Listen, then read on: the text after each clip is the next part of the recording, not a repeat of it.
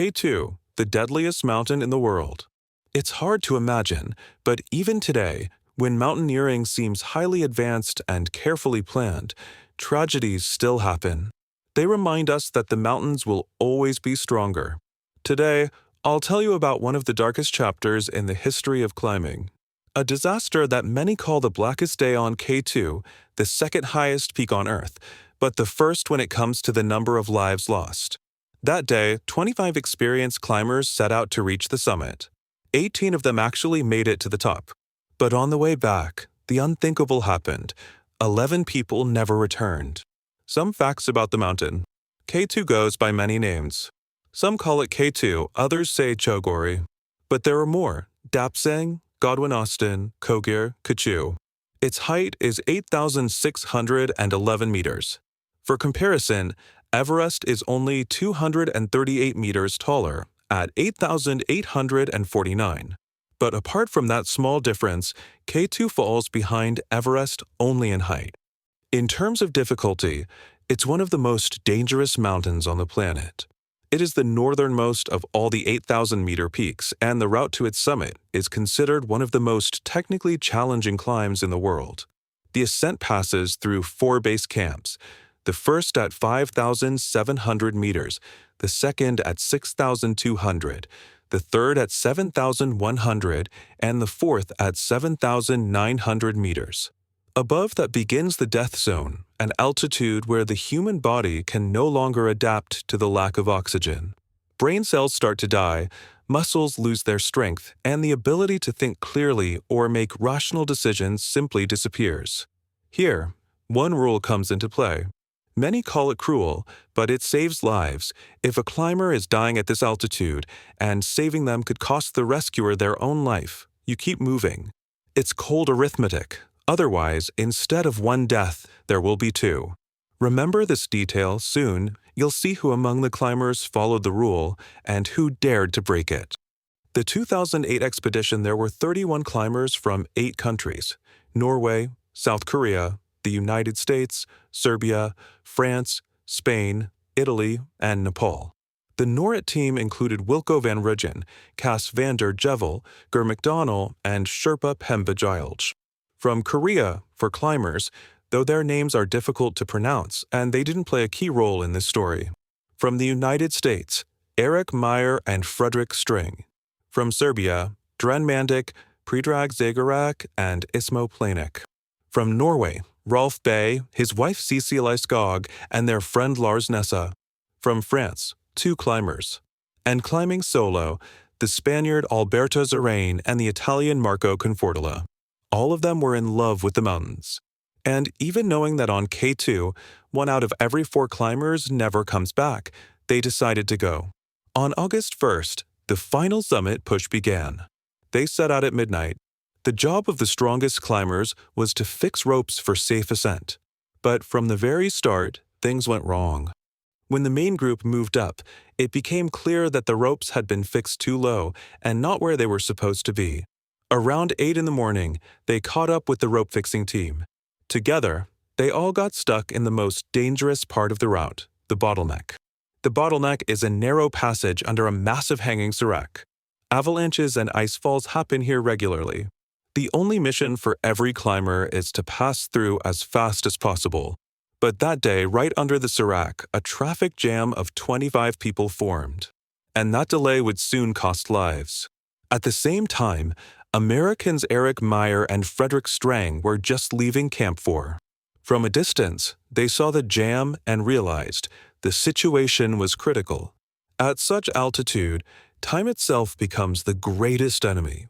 And then, the first tragedy struck. Serbian climber Dren Mandik tried to climb past another mountaineer. He unclipped his carabiner, but didn't have time to secure it again. He slipped and fell. Everyone froze, watching him tumble more than 200 meters down snow and rock. Incredibly, he stood up and even waved, showing he was still alive. But the next second, he slipped off the rope again and vanished into the void. This time, he didn't get up. The fall was witnessed by all 25 climbers stuck in the bottleneck, as well as 2 more who were watching from Camp 4. At first glance, it seemed logical that the entire group should have turned back immediately. But they didn't. Only one Serbian climber and one Pakistani decided to recover the body of their friend. The rest stubbornly kept going up. That was when the two Americans, who had left camp later, joined them. They also offered to help with the recovery. The four of them gathered around the body, tied it with ropes, and began lowering it down. Eric Meyer took command. His words were short and clear. If anyone falls, let go of the rope immediately. Otherwise, we'll all die. And almost instantly, his warning came true. The Pakistani climber slipped and fell into the abyss. He was killed. By then, the mountain had already taken 2 lives right in front of the entire expedition. A brutal reminder: K2 does not forgive even the smallest mistake. Not far from Camp 4 stands the Arthur Gilkey Memorial, built for a climber who died here in 1953. Built by his friend Muhammad Attallah, it is now covered with plaques bearing the names of those whom K2 has claimed forever. Despite the deaths of the Serbian and the Pakistani climbers, the main group continued their ascent. They likely didn't even know what had just happened. For them, only one goal remained: the summit. The first to reach the top was Spaniard Alberto Zerain. He had started with the rope-fixing team, but quickly moved ahead of them. At 3:30 in the afternoon, he was already standing on the summit of K2. By that time, the rest of the climbers should also have been near the top. Next came the Norwegian pair, Lars Nessa and Cecilie Skog. Her husband, Rolf Bay, had stopped just 300 meters below the summit. He was feeling unwell and decided to turn back, allowing his wife and his friend to continue. Lars and Cecilie reached the top around 5:30 p.m., with the sun already setting. After the Norwegians, the Korean team also made it to the summit. Exhausted but smiling, at exactly 6 p.m. they stood on K2 as well. The sun was almost at the horizon, yet many climbers were still pushing upward. At 7:30 p.m., the Norway team arrived on the summit. They were just preparing to start their descent when suddenly the Italian climber Marco Confortola appeared. He practically ran to the peak, becoming the last person that day to conquer the mountain. By then, the sun was nearly gone. Still, among the more experienced climbers, there was no real alarm. Everyone had headlamps, and darkness wasn't seen as a critical threat. But the less experienced admitted that deep inside, a sense of unease was already growing. The most important task was clear: get through the bottleneck before full darkness. But that plan failed. Night fell, and it caught most of the climbers still on their way down. The Norway team and Marco Confortola were the last to descend. Barely 10 minutes after they began their way down, night had already fallen. Headlamps helped, but everyone knew they had summit far too late. So, what caused this fatal delay? To answer that, we need to look back at the preparation. The Norway team had arrived at K2 early in the summer. Their plan was to climb in June because August is already considered dangerous, heat and humidity weaken the glaciers, and daily avalanches become the norm. The team wanted to work independently, but little by little, other groups joined them. The agreement was this: the strongest climbers would fix the ropes, and the others would follow behind. Everything was supposed to go quickly. But on August 1st, the Chinese team in charge of fixing the ropes set them too low. When the main group reached the bottleneck, they realized the ropes had run out. They had to cut some from the lower sections and move them higher. That cost them several precious hours. In the end, those lost hours meant that most of the climbers reached the summit in the evening instead of during the day. The beginning of the tragedy that day, 18 climbers stood on the summit. But the real drama began on the way down. At 8:30 p.m., darkness completely covered K2. At that moment, Lars Nessa and Cecilie Skog caught up with Cecily's husband, Rolf Bay. They were already right before the bottleneck, just past the traverse, about to face the most dangerous part of the route. Ahead, it seemed, lay only the path back to camp. Rolf was filled with joy. He congratulated his teammates, proud that his wife had reached her dream. For a brief moment, the three of them shared something that felt almost like family happiness. Then Lars asked, "Should I go first, or will you lead?" Rolf replied, "I'll go ahead." And if you can look after my wife. The very next second, a massive serac collapsed. Darkness. The ropes were torn away. And with the icefall, the mountain claimed Rolf Bay's life. His last words, remembered by his wife, sounded like both a request and a final wish: take care of her.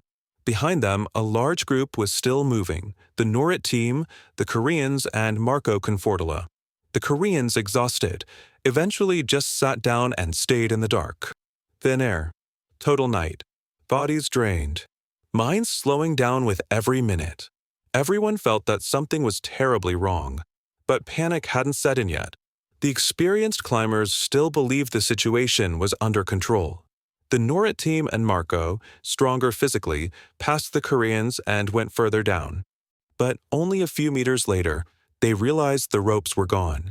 They searched left, then right, and found nothing but darkness. Complete disorientation. The main route was close, but in the death zone, even a few meters felt endless. At over 8,000 meters, even the veterans Marco, Gur, and Wilco felt true panic for the first time. They made a brutal decision to bivouac right there in the icy hell. 8,300 meters. More than 20 hours in inhuman conditions. It was a night almost impossible to imagine. But somehow, they survived until dawn. With the first rays of sunlight, the men split in different directions, searching for the ropes. That was when Wilco realized he was blind.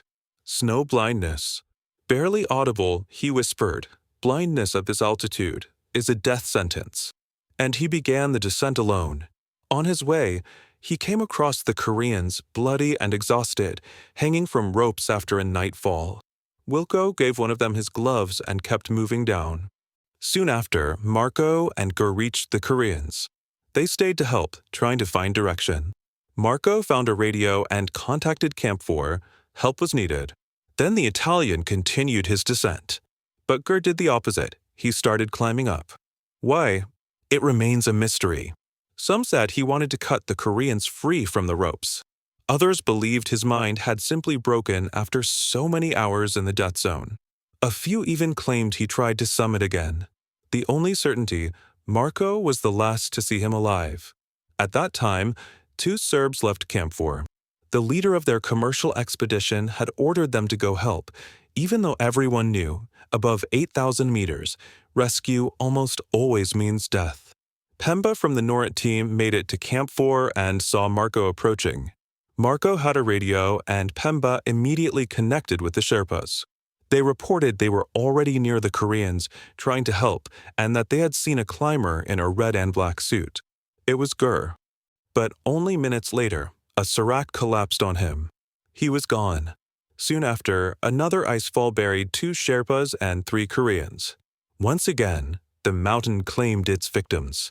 The 2008 expedition became one of the darkest chapters in the history of mountaineering. That day, 18 people stood on the summit of K2. 11 of them never came back. The rest returned to camp, many with severe frostbite but alive.